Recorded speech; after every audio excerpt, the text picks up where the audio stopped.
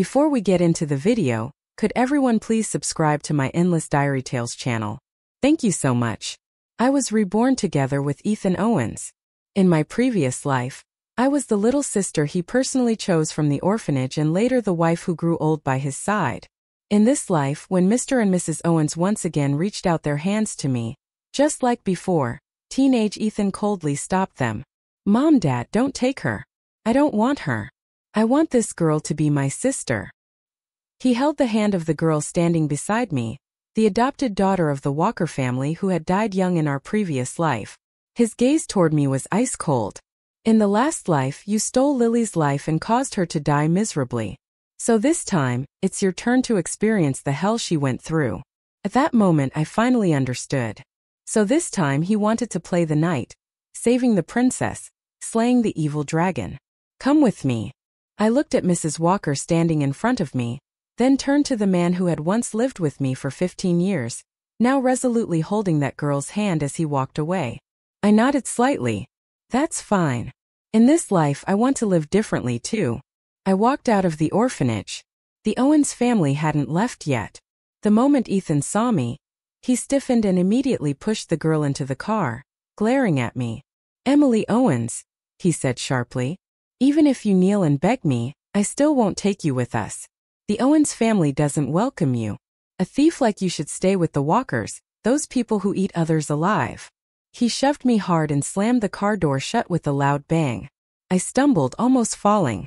When I finally steadied myself, the Owens family's cars had already driven far away. Dust and exhaust swirled in the wind, stinging my eyes until I could barely keep them open. A black Maybach stopped right in front of me. The window rolled down, revealing the frosty, elegant face of Mrs. Walker.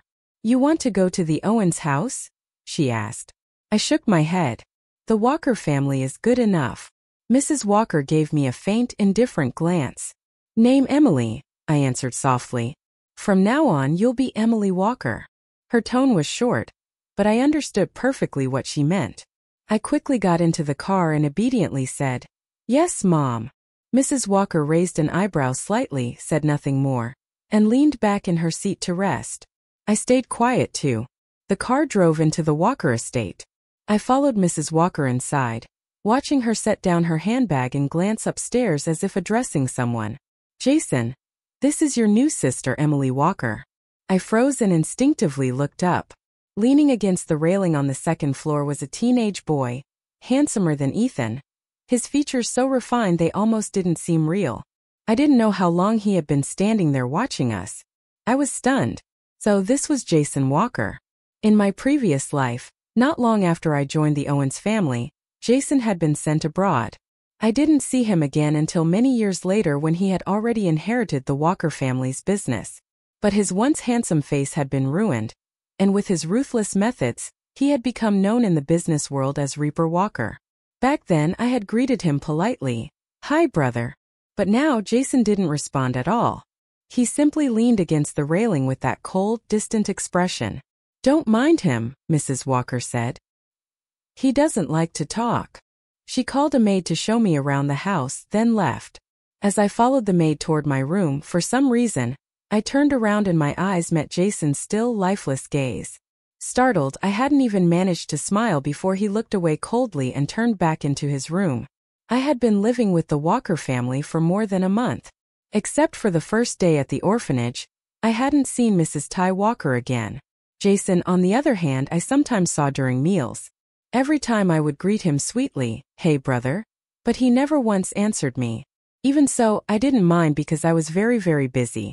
Although Mrs. Walker rarely appeared, I could still feel her quiet presence in every corner of the house. But my schedule was packed full, arranged entirely by Mrs. Walker herself.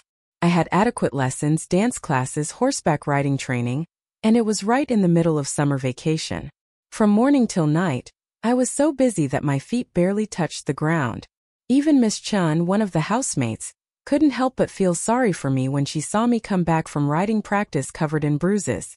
"Miss, why don't I talk to Madam and ask her to let you rest for today?" she said gently.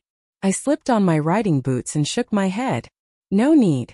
When Mrs. Walker brought me home that day, she made it very clear. Children of the Walker family are born to be exceptional, even if you're adopted. Meanwhile, the young lady from the Owens family didn't have to lift a finger. Miss Chun sighed and handed me my bag. They've been having fun all morning over there. I heard the whole Owens family went abroad for vacation this summer. I knew she said that to comfort me, to remind me that I wasn't getting the carefree childhood I should have had. Taking the bag from her hands, I smiled. I'm not tired. I want to learn. Maybe to others the Walker family was like hell, but to me it wasn't. The Walkers were an old, powerful family with deep roots and vast influence. Not the kind of nouveau riche household like the Owens. Here I could become better, stronger. Even if the family's relationships were complicated, even if they didn't truly accept me, even if Mrs. Walker was cold and strict and Jason Walker distant and aloof, I still wanted to prove myself. As I was lost in thought, a snow-white cat suddenly darted toward my feet. A girl's irritated voice followed right after. Snowy, you've got the wrong person again. Come back here, Ethan. Help me catch her. This silly girl is running off again. I bent down to scoop up the cat, then looked up right into Ethan Owens's eyes. He was walking toward me, smiling fondly at the girl calling out to him. But when he saw me, his smile froze. Disgust filled his expression. So you're still haunting me, he sneered. Unbelievable. Like a ghost that won't stay dead. He didn't bother to hide the malice in his tone. Don't think that because you're here, I'll suddenly feel soft toward you. Keep dreaming, Emily. Before I could respond, a cheerful voice cut in. Emily. Lily Owens ran up in her frilly princess dress, her eyes lighting up. Wow, I can't believe it. Even after leaving the orphanage, I still get to see you. She glanced toward the car parked not far behind me. Is that car waiting for you? Taking Snowy from my arms, she looked past me. Then her face went pale. Oh my God, don't tell me the Walker family actually adopted you. I was about to answer when something around her neck caught my attention. The key-shaped pendant on her necklace. My eyes froze on it for a moment. Lily noticed my gaze immediately and lifted her hand to cover it. I pretended not to notice, nodding calmly. Yes, the Walkers. So now your name's Emily Walker, right?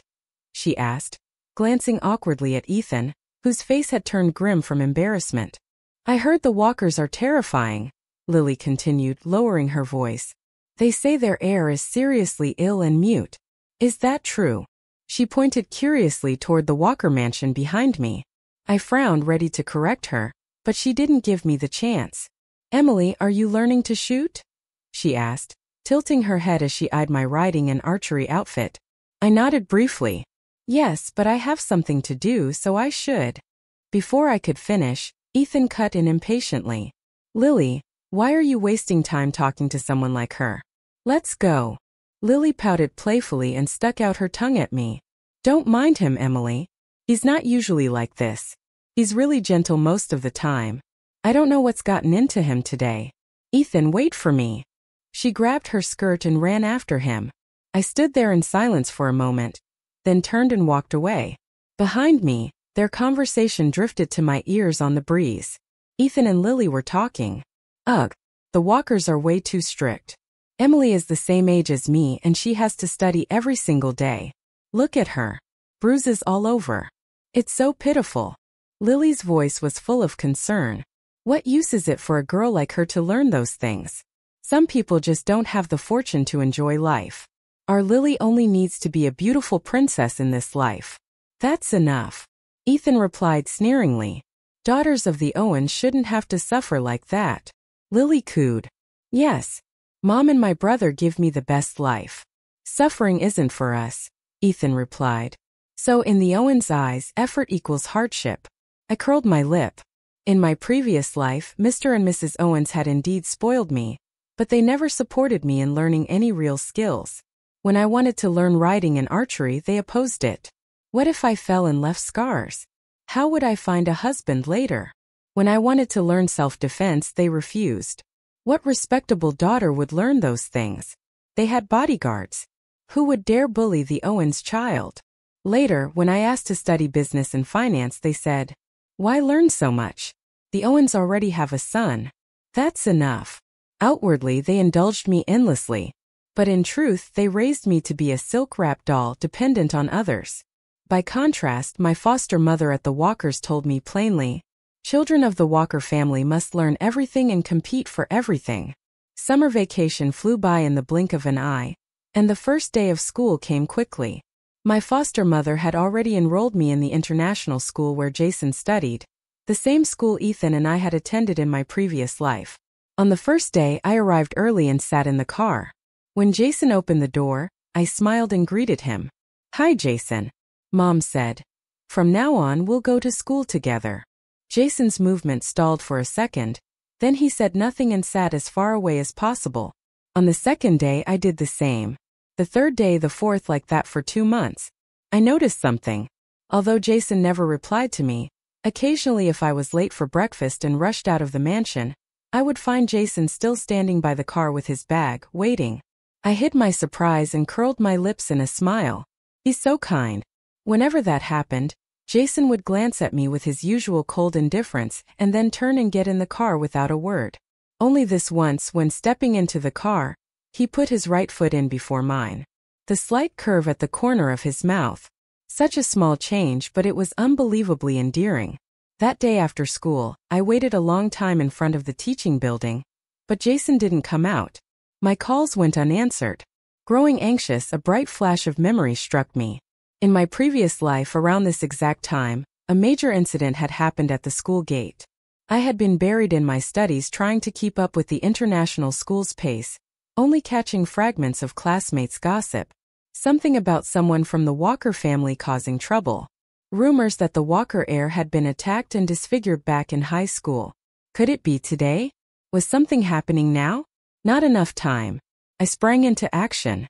I quickly messaged the driver to tell him that if he didn't see me at the school gate, he must come find me immediately. Then I darted toward the alley behind the school, shouting, "Jason, don't you dare get hurt." When I arrived, Jason was pressed against a wall, surrounded by a gang of thugs. "Haha, the Walker brat really is mute, huh? No matter how much you hit him, he won't make a sound," one sneered. "If he's mute, he can't report us. What a relief. You want to pick a fight with me? Make us pay for this little punk acting all high and mighty." Another kid, clearly a student, spat and then pulled out a box cutter, aiming to cut Jason's face. My heart leapt. My eye caught a baseball bat lying on the ground. I inhaled sharply to steady myself, then shouted and launched forward. "I've already called the police." I barreled into them swinging. Luckily, my recent PE classes had been intense, and I'd been practicing hard. Those thugs didn't expect it and were thrown into confusion, scattering under my onslaught. When the thugs heard me shout that I had called the police, they began to back off. "Damn it. Guess this kid got lucky today." One of them spat, cursing a few more times before they finally turned and left. As soon as they disappeared, I rushed over to check on Jason. There was a cut on his face, thankfully not deep, but his arms and legs were covered in bruises. "Jason, hang in there. I'll get you home," I said, trying to help him up. But before I could steady him, a vicious kick slammed into my side, knocking me backward to the ground. "Damn it, Trent. I told you this brat was lying. She never called the cops," one of them shouted. "That little wonderful lying already, huh? A mutant, a liar. What a perfect pair," the guy called Trent barked, kicking me repeatedly in the back. Pain shot through me so sharply I couldn't even lift my head. Through the blur of tears, I saw Jason's terrified eyes. I forced a trembling smile and whispered softly, "Don't be afraid." Jason froze, his gaze locking on me. I shielded him with my body and refused to take even half a step back, though each blow to my spine felt harder than the last. Just as the next strike was about to land, Jason, who hadn't fought back once until then, suddenly moved. With a burst of desperate strength, he lunged forward and bit the arm of the thug nearest to me. The sudden attack stunned the group for a few seconds, but Jason's resistance didn't last long. Outnumbered, he was quickly overpowered, thrown to the ground as fists pounded into his head and chest. One of them even pulled out an iron rod. Was it really going to end like this again? At that moment, a voice and the sound of footsteps echoed from outside the alley. Was it the driver? I tried to open my eyes, hope flaring, and saw a pair of white sneakers at the mouth of the alley. The person wearing them stood against the light. The thugs glared toward him. "What the hell are you looking at, kid?" one of them snarled. That wasn't the driver. My heart lurched. I forced my eyes open wider, trying to see the person's face, but blood blurred my vision. Then a distant voice called out, "Ethan, why are you standing there? The strawberry cake shop's this way." He stayed silent for a moment, then answered softly, "Yeah, coming." I blinked through tears, whispering faintly, "Ethan." His steps faltered, but in the end he didn't turn around. He only tightened his grip on Lily's hand and slowly walked away with her. Lily, unable to hold back her curiosity, glanced into the alley and gasped, "Oh my God, Ethan, I think someone's hurt over there." A second later, her eyes were covered by his hand. "Don't look," Ethan said gently. "It's filthy." From far away, through the ringing in my ears, I thought I heard a murmur. "Lily, I found you early this time. I'll protect your innocence. You'll never have to suffer because of the walkers again. And you won't die tragically like before." Through the haze of pain, his words dragged me back to a memory from my past life.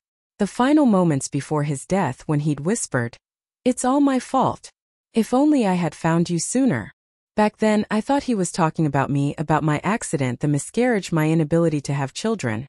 I'd even choked out a promise, comforting him through tears. "It's okay. In the next life we'll still be together. We'll have children then."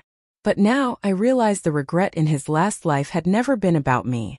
The guilt he carried was because that day he had been with me and failed to save Lily Walker. So in this life, he chose to keep her by his side to protect her from every little harm. He hadn't come here to save me. He'd only come to watch with his own eyes how the thief who replaced his beloved Lily was beaten and humiliated. But I remembered hearing the rumors in my past life. After the incident involving the 2 Walker children, Jason was sent overseas while Lily Walker wasn't allowed to go with him.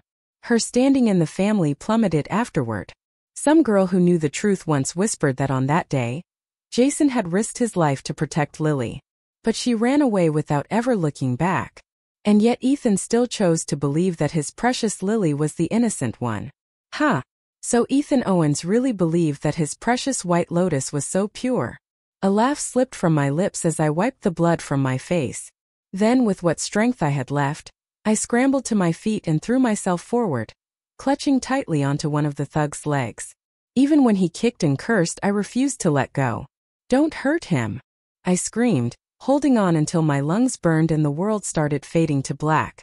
My last thought before the darkness swallowed me was that I couldn't let them hurt Jason. When I woke up, a fuzzy head of messy hair was drooping beside my bed. The sharp smell of antiseptic filled the air. I realized I was in a hospital. It seemed the driver had arrived just in time with help. I tried to sit up, but the sudden movement must have startled Jason because he stirred awake. His long-lashed eyes, so strikingly beautiful, opened and locked onto me without blinking. After a while, he reached out and gently touched the bandage on my forehead. "Does it hurt, little sister?" His voice was, probably from not speaking for so long, but it wasn't unpleasant. On the contrary, it was deep and warm. I froze in disbelief. Jason Walker was talking to me. I wasn't the only one shocked. Mrs. Walker, who had just opened the door, also stopped short, her expression breaking for the first time from its usual composure. "Did Jason just speak?" she whispered, her voice trembling. "Jason, can you say something to Mom too?" Jason glanced at her briefly, then turned his eyes back to me, still focused on the wound on my forehead. He didn't say another word. I felt awkward, unsure how to explain. "Mom, earlier." She shook her head, eyes glistening. "It's all right. Let him take his time." She didn't press further. Just then Miss Chun entered with lunchboxes in hand. As we ate, she told us the police had already investigated what happened in the alley. It turned out the attackers were just a few low-lives from outside school, who'd heard about the Walker family's wealth and decided to target Jason. One of them was even a student from our school.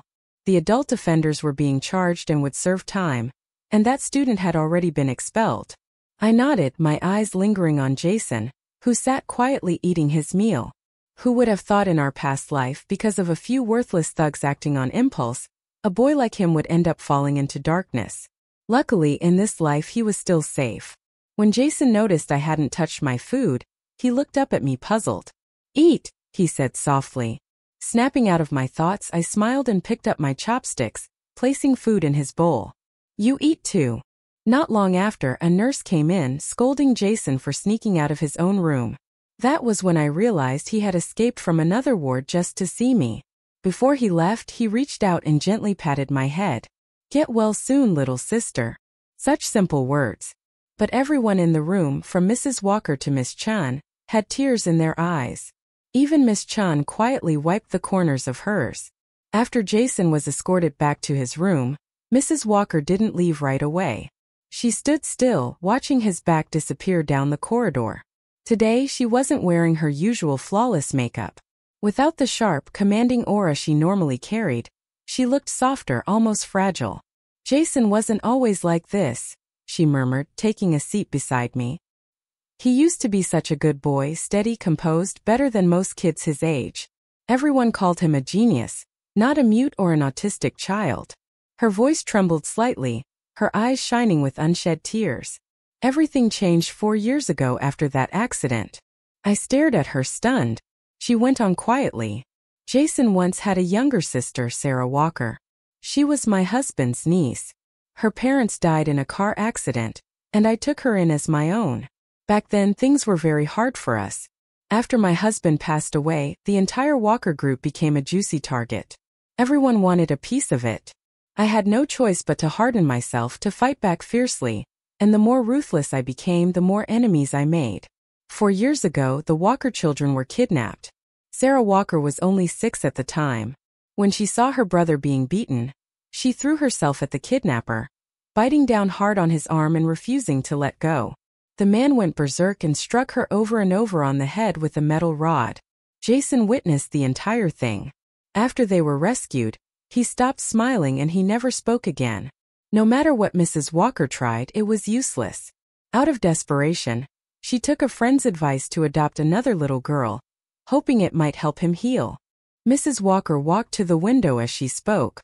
"You're not the first foster daughter I've taken in," she said softly. "But Jason hasn't opened up to anyone for years. He really likes you." A week later, I was discharged from the hospital and returned to the Walker estate. The way everyone looked at me had changed. Before, I was just a foster child, someone who could stay or leave at any moment. But now they treated me like a true daughter of the Walkers. Still, my schedule didn't get lighter. In fact, it got even more demanding. Mrs. Walker told me, "You'll enter Walker Corporation one day. If you don't have the skills, how can anyone respect you?" The relatives standing nearby were taken aback. Their gazes toward me carried a mixture of caution and curiosity. I didn't have the mind to care about their opinions. My only worry was Jason, whether he would feel upset about this. But when I glanced at him, I saw him resting his chin on his hand, smiling slightly. "Don't be afraid, little sister. You're the best," he said softly. My eyes burned with tears and I nodded quickly. "Okay." Mrs. Walker's tone softened too. "Jason, you'd better keep working hard. Be careful. Your sister might surpass you. Someday you might need her protection." "No." Jason jumped up immediately, shaking his head in protest. "I'll protect her." He even showed off a short set of martial arts moves right there in the living room. Ever since that incident at school, Jason had been training harder than ever. Mrs. Walker and I couldn't help but laugh, exchanging glances. Seeing his anxious expression, I smiled faintly. Mrs. Walker once said that having Jason as a son was her greatest blessing, but wasn't being brought to the Walker family my own blessing too? Time passed quickly. Under the Walker family's careful guidance, I became the kind of daughter parents everywhere envied. On the school's honor board, my name often appeared beside Jason's, who was several grades above me. Meanwhile, Lily Owens, who had been a top student in my previous life, spent her days playing around in this one and never once made it onto the board. And as for Ethan Owens, he was as hopeless as ever. Relations between the Owens and Walkers were already distant, and now they grew even colder. It seemed that in this life, Ethan and I were destined to have nothing to do with each other. Only occasionally, while checking the exam rankings, would I catch a glimpse of Ethan standing behind the crowd, his eyes unreadable. "Ethan, what are you looking at?" Lily would ask curiously. Our names aren't even up there. Nothing, he'd reply flatly before pulling her away by the hand. And so the days went by until I turned 18 on the verge of taking the college entrance exams. Jason, who had already been invited to study abroad 3 years earlier, was now attending university overseas. On the day of my exam, even though I told him repeatedly not to, Jason abandoned his research project and flew home overnight just to drive me to the test. "My sister's exam is more important," he said simply. I had no choice but to let him. When the final test ended, I walked out of the school building and immediately saw him leaning casually against the car. Dressed in a simple black tracksuit, his tall figure and striking looks drew every pair of eyes nearby. Any hope I had of keeping a low profile vanished instantly because wherever Jason Walker appeared, he was impossible to ignore. It was impossible not to notice him. Jason was no longer the quiet boy everyone used to mock. Now he carried himself with a calm, refined confidence that turned heads wherever he went. Even a single glance from him was enough to make nearby girls blush and whisper. I hurried over, trying to urge him along before he drew any more attention. Jason looked confused but obediently took my bag from my hand. "You're not happy I came to pick you up?" he asked softly. I didn't have the energy to explain and just pushed him toward the car. "That's not it. Didn't we make plans with some friends?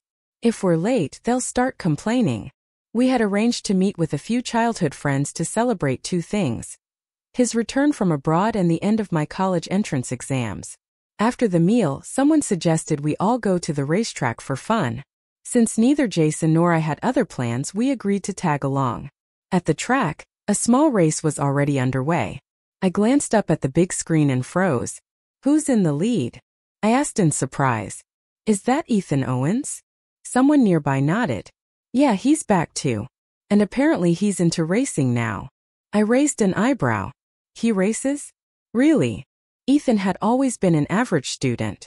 He hadn't even taken the college entrance exam like Jason. Instead, he went abroad and somehow earned a degree, the kind you could buy if you had enough money. But he was still the Owens heir after all. The crowd around us had already recognized him, and the attention was immediate. As if to silence everyone's doubts, the bright red race car at the front roared past the finish line. The man who stepped out squinted slightly, basking in the audience's cheers. He'd lost the boyishness I remembered. His features were sharper, more mature, eerily close to the man he'd been in my previous life. In the family section of the stands, a girl in a frilly princess dress ran up to him, throwing her arms around his neck before planting a kiss on his cheek. "Ethan, that was amazing," she giggled. Their closeness left no room for misunderstanding. In my previous life, I had been the Owens' official adopted daughter. I'd gone through countless trials just to stand beside Ethan. But in this life somehow, he'd convinced his parents not to adopt Lily Owens at all. She now lived with them merely as the daughter of a family friend. So that's how it was. He'd been planning this from the start. The racetrack erupted with cheers as the beautiful couple appeared hand in hand. I clicked my tongue lightly. Looks like the Owens family reserved the entire track today. "Let's go," I told my friends, turning to leave. But then the crowd ahead stirred, and before I could react, Ethan and Lily were being ushered toward us by the surrounding onlookers. When our two groups met, Ethan's eyes found mine across the crowd. For a brief second, surprise flickered there. He hesitated, then, as if realizing the impropriety, quickly released Lily's hand. "Ethan," she called, puzzled by his sudden movement. He turned and glared at me. "Emily Walker, what are you doing here?" Lily's expression hardened. It had been only a few months since I'd last seen her. Yet, the look in her eyes had changed. Hostile now, sharp and full of disdain. Before I could say anything, she sneered. "Or did you come here because you heard Ethan was back?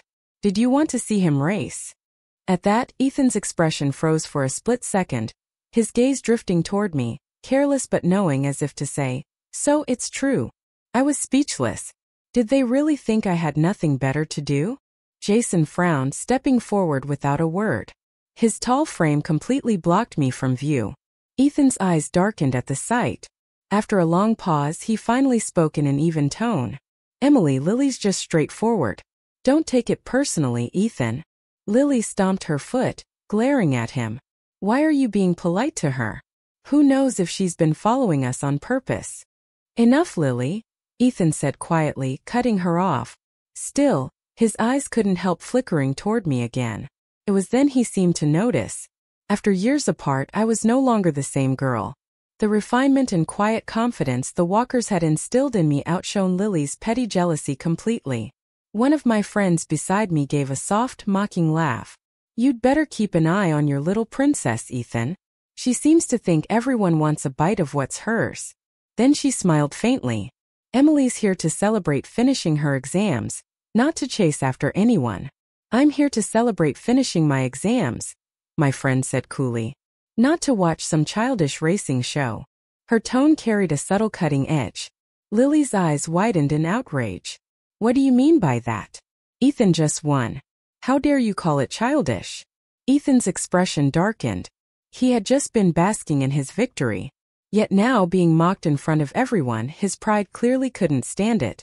Well, he said coldly, his voice dripping with challenge. I didn't expect to see you here, Jason. That race wasn't much of a thrill. How about we make it interesting? Care for a match?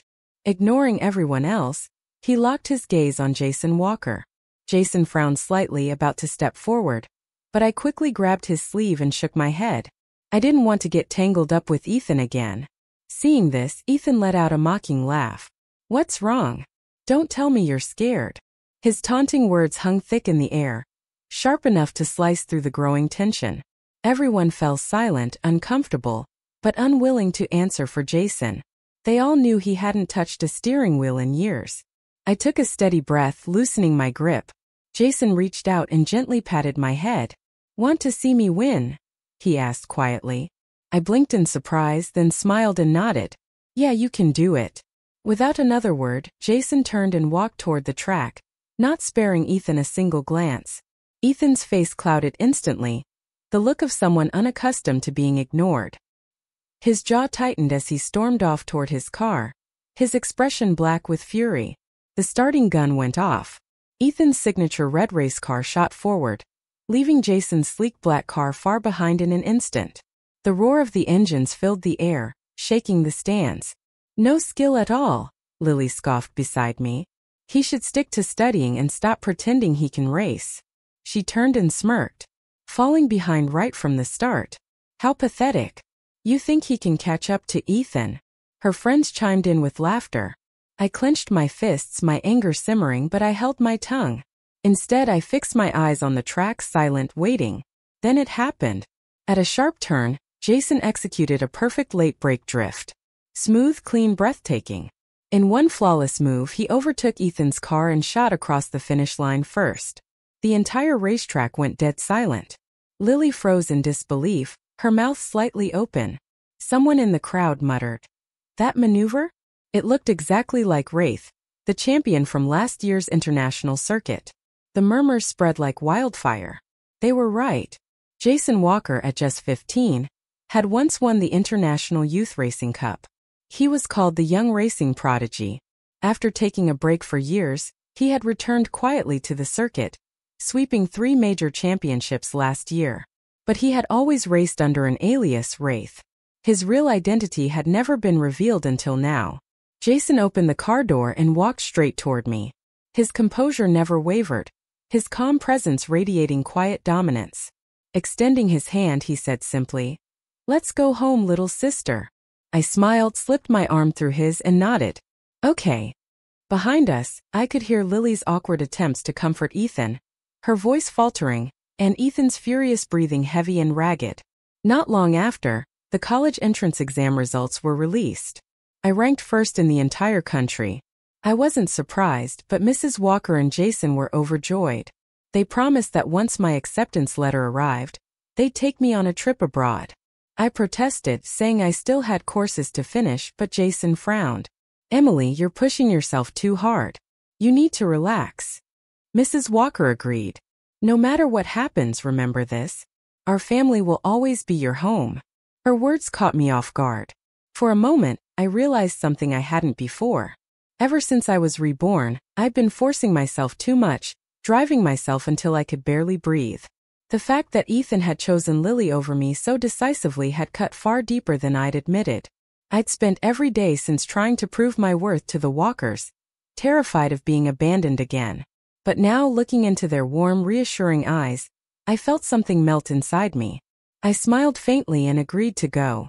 The day we left for the airport, we happened to run into the Owens family, and judging by the tension in their faces, things between them weren't going well at all. Mr. and Mrs. Owens both looked grim. Ethan Owens's face was impassive, while Lily Owens followed beside him in silence, something rare for her. Word had spread that she had been caught cheating on her exams, and her results were voided. The once proud Owens family had become a laughingstock among the elite. Mrs. Walker withdrew her gaze and let out a quiet, cold laugh. They're so afraid of embarrassment that they shipped her overseas before the semester even started, trying to calm the gossip. I suppose I blinked in surprise. Lily went abroad already. Is she out of her mind? I thought, what was she thinking? Risking something like that. Given her situation, all she needed to do was lie low, study abroad, and get her degree. Why gamble her future? I shook my head and dismissed the thought. It wasn't my concern anymore. When I boarded the plane, I suddenly felt someone's eyes on me. I turned to look, and sure enough, it was Ethan Owens. His expression was complicated, but when our eyes met, he froze for a moment. "Congratulations on being top of the nation," he said. "Thanks," I replied coolly and turned away. Ethan hesitated, then took a step as if to follow. "Emily," before he could get another word out, Lily clutched his arm tightly, glaring at me with hatred in her eyes. "She doesn't even want to talk to you," she snapped. "Let go," Ethan said, shaking her off sharply. Lily stumbled, falling to the ground. All the frustration and insecurity she'd been suppressing finally exploded. "You've changed. You regret it now, don't you? But you're the one who abandoned her first." Ethan froze in place, her words hitting him like a slap. I walked through the boarding gate without looking back, following the Walkers onto the plane. And just like that, we left for Hawaii. Time passed quickly. I entered college and threw myself into learning, determined to transform the resources I'd been given into real ability. By my sophomore year, I founded my own research team of 5. Every member was brilliant. None of them were inferior to me. To support me, Mrs. Walker entrusted me with full control of a small subsidiary company under the Walker Corporation. Our first project was a massive success, propelling the company to new heights. Later, our follow-up innovations even allowed the subsidiary to outperform its parent company several times. Before long, I was being called one of the brightest rising stars in the business world. When I graduated, Jason Walker returned from abroad and officially joined the Walker Corporation headquarters. Many outsiders eagerly anticipated a power struggle between the Walkers' biological son and their adopted daughter. They assumed Jason's entry into the main branch while I remained in charge of a subsidiary would spark resentment. But I didn't feel that way at all. Instead, I threw my full support behind him, with both Mrs. Walker and me standing firmly at his side. With Jason's own extraordinary ability, he soon secured his position in the company. Around that time, the Walker Corporation issued a public announcement. The subsidiary I had managed would officially separate and operate independently under a new name, Luna Corporation. That night, fireworks burst above Luna's headquarters, illuminating the sky. Jason stood beside me and said quietly, "Emily, remember this. Walker Corporation will always be the foundation that supports Luna." I smiled playfully. Maybe not forever. Who knows? Maybe one day Luna will be the one supporting Walker Corporation. Jason chuckled softly. "You've always been the best little sister." I tilted my head, looking out at the dazzling city lights below, smiling to myself. This had been the agreement between Mrs. Walker and me. Luna Corporation would belong entirely to me, and I would remain Jason's strongest ally. "Only one company?" someone had once asked me. "Don't you want more? Maybe half of Walker Corporation?" I had just smiled because by then I already understood. True power wasn't always about possession. It was about choice. At that moment, Mrs. Walker had arched an eyebrow and said with a faint smile, "Who knows, maybe I'd even agree to that one day." But I shook my head.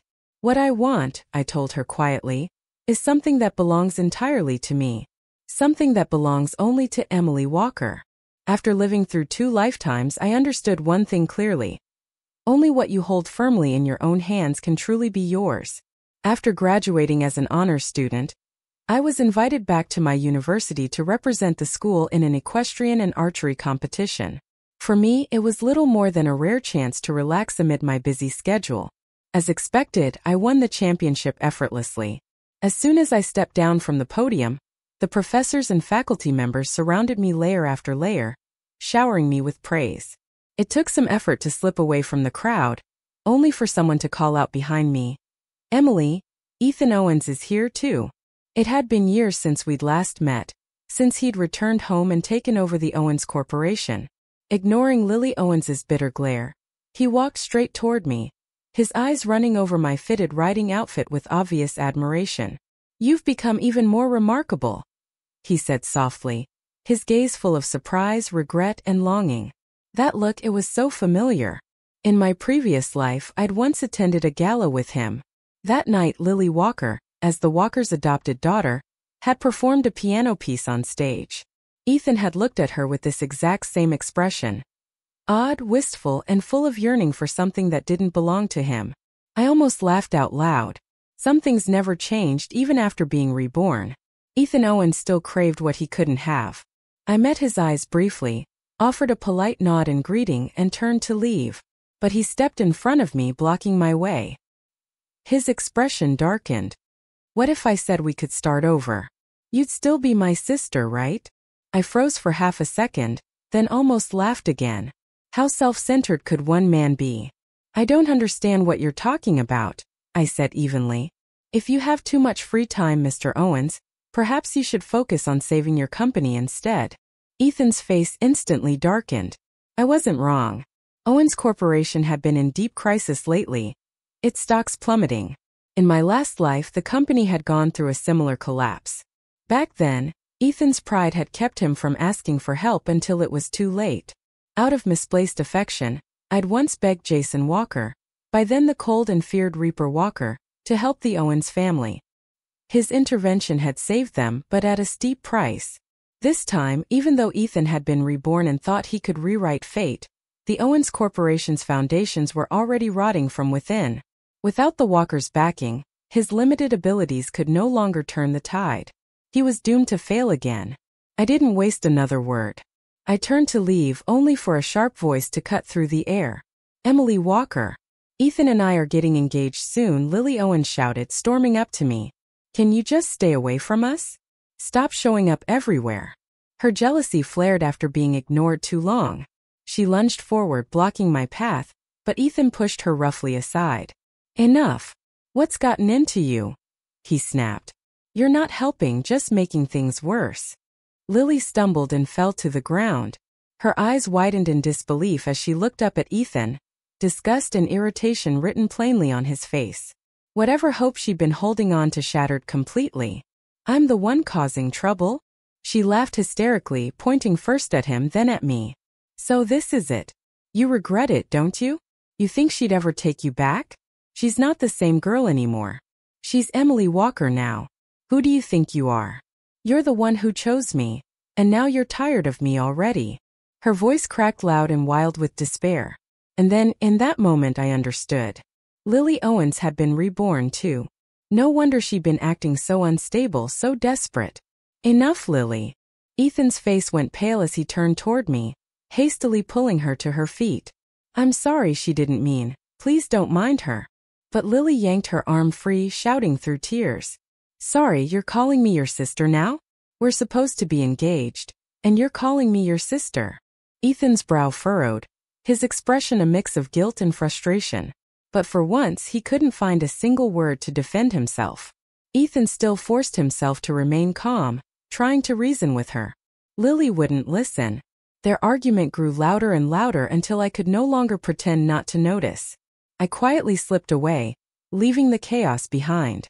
Only when I got into Jason's car did I finally exhale. He glanced at me, a teasing smile on his lips. "What's wrong? You look like you've just seen a ghost." "I did," I said seriously. "A pair of them, actually. And they were terrifying." Jason chuckled. "Come on, it was just an event. How unlucky could you be to run into them of all people?" I sighed. Apparently very unlucky. Over the next few years, Luna Corporation flourished, working hand in hand with Walker Enterprises across multiple industries.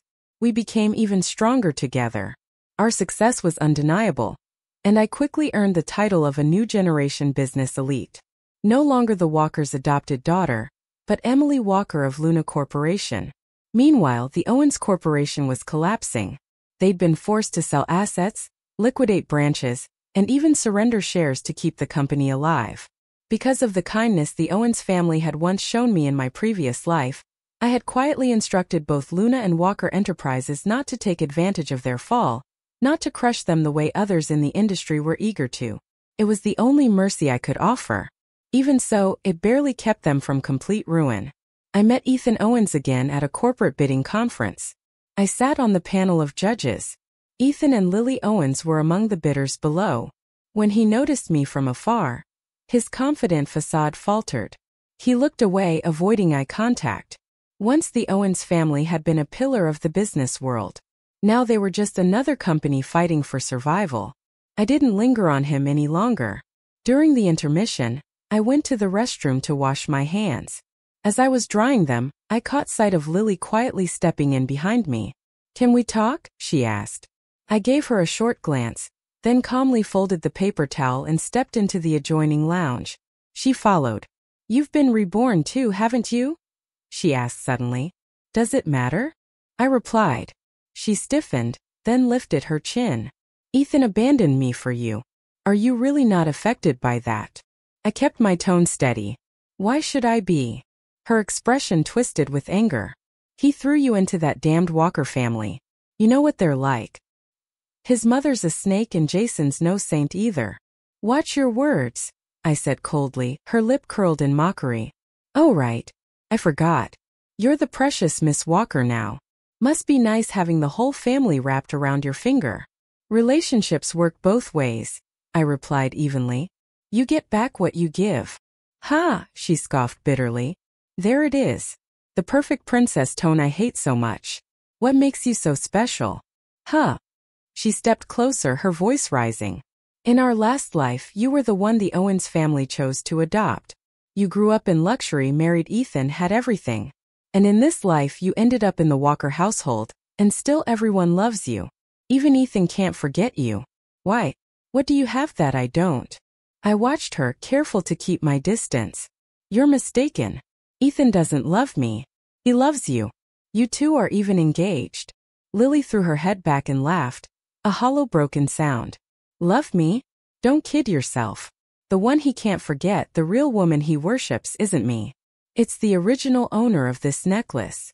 With shaking hands, she yanked a delicate silver chain from around her neck, the small key-shaped pendant glinting faintly under the light. Her smile was twisted, almost grotesque.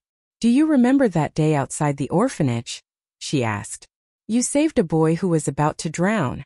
He was wearing expensive clothes. Remember when you ran off to find the headmistress? His family came for him, and I pretended to be you. I took this necklace when they gave it to me." She clenched the pendant in her fist, tears pooling in her eyes. "He said he'd come back for me, so I waited and waited. But when he finally returned, he brought you home instead. You were living the life that should have been mine. I couldn't stand it. So I hinted things to Ethan, made him notice me.